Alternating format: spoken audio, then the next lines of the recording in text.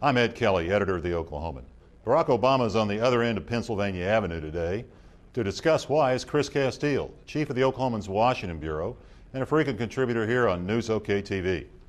Chris, as you know, President Obama is on Capitol Hill looking for votes, not just from Democrats, but Republicans too, for his $825 billion stimulus package. But will Republicans support the president on this very first big issue of his presidency?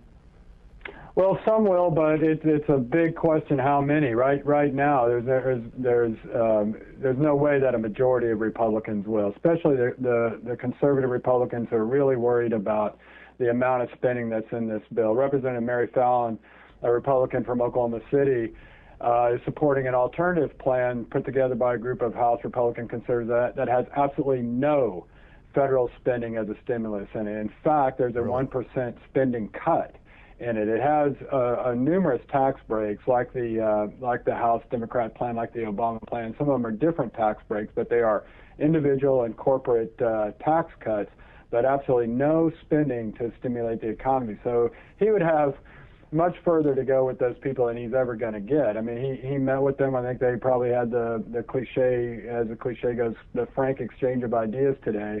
But as long as there's almost $500 billion worth of spending in this plan, he's not going to get a majority of Republicans to go along with him.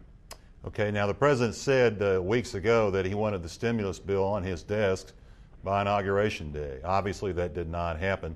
So what's the timeline now, assuming that the president can convince Congress to see his way? The timeline now is mid-February, and I should say that at least in the House, the president doesn't need any Republican votes. They can get it through without a single Republican vote easily, and probably will. The vote is actually tomorrow. And on the Senate side, he will need some Republican votes just to break that 60-vote threshold that can block anything from being considered. But he most likely will get the 2 or 3 Republican votes he needs. Senate committees are working on pieces of it right now. Obviously, you've got the spending side, which is going to go through some committees. You've got the tax side and the Medicare, Medicaid side that goes through other committees.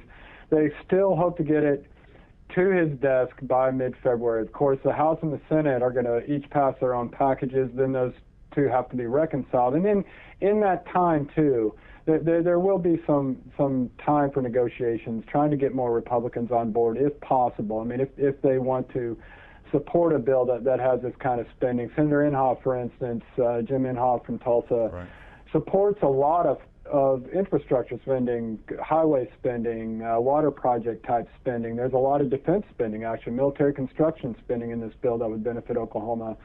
So, and he supports, tax breaks. So maybe there's a way in somewhere in this next 3 weeks to get guys like Senator Inhofe on board. Maybe. I don't think there's going to be too many of the Oklahoma Republicans that wind up going for it.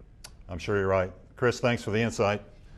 Stay here on News OK for more coverage of politics 2009.